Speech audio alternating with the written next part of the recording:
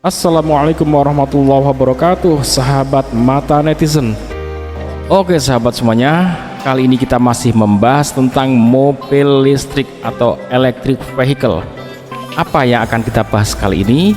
Yang akan kita bahas kali ini adalah mobil ini jika kalian kehabisan baterai dan mati lampu, ternyata bisa dicas menggunakan genset, teman-teman. Nah, ini menjadi solusi saat darurat. Mungkin saat perjalanan, kemudian kalian berhenti di satu tempat, mungkin baterainya sudah lemah.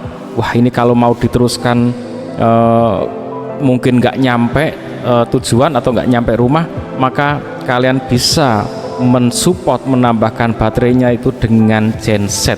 Nah, gensetnya pun spesifikasinya ada minimalnya. Ya, semakin tinggi tentunya semakin bagus.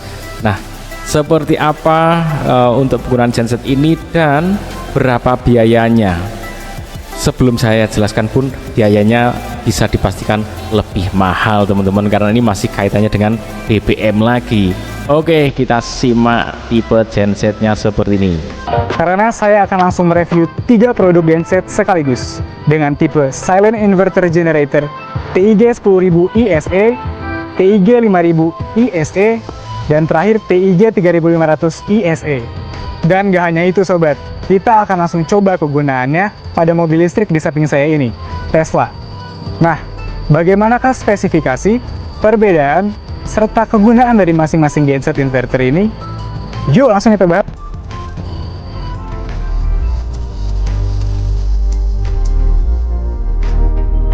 Pada seri TIG 10000 ISE, memiliki kapasitas 10 kVA atau setara dengan 8 kW. Pada seri TIG 5000 ISE memiliki kapasitas 5 kVA atau setara dengan 4 kW. Lalu yang terakhir pada seri TIG 3500 ISE memiliki kapasitas 3,5 kVA atau setara dengan 2,4 kW. Dan juga ketiga genset ini memiliki kelistrikan satu pas loh sobat. Dengan teknologi Pure Sine Wave, ketiga genset ini juga sangat aman untuk digunakan pada alat elektronik di rumah lainnya seperti microwave, hair dryer, televisi, dan lain sebagainya.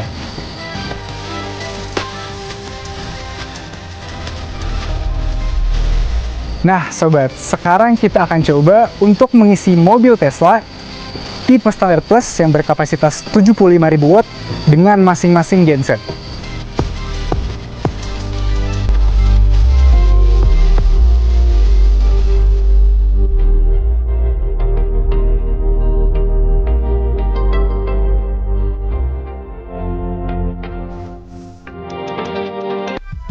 Oke, ini berarti tipe yang paling kecil ya. Ya, butuh waktu 16 jam.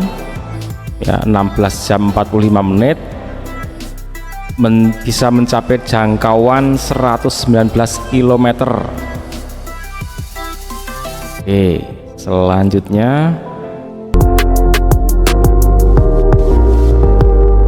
untuk tipe yang lebih atasnya ya ini ya. Nah, jadi semakin tinggi dia cukup 10 jam sama jangkauannya 119 km ya, 10 jam 12 menit. Oke, jadi semakin besar semakin bagus ya. Nah, ini yang paling besar cukup 5 jam juga bisa mencapai jangkauan 119 km ya, 5 jam.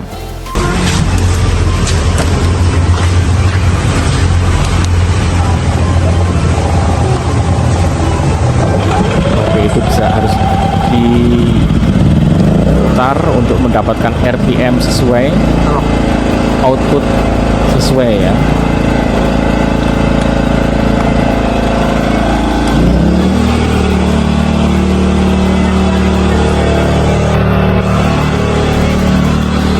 Wah, terasa sekali, harus kenceng RPM-nya ya. Oke, coba kita carikan referensi ya. Konsumsi bahan bakar genset 3000 watt dengan kapasitas tangki 15 liter adalah 1,9 liter per jam. Oke lah, kita asumsikan 1,5 liter, 1,5 liter. Kalau 10 jam berarti 15 liter teman-teman. 15 liter kali 10.000 per liternya berarti 150.000 untuk ngecas ya. Ini cuman kasar-kasaran aja karena gini, genset itu kalau dia digunakan mendapat beban, dia kan akan turun putaran RPM-nya, akan ngedrop, sehingga untuk mendapatkan output yang sesuai dia harus dinaikkan ya.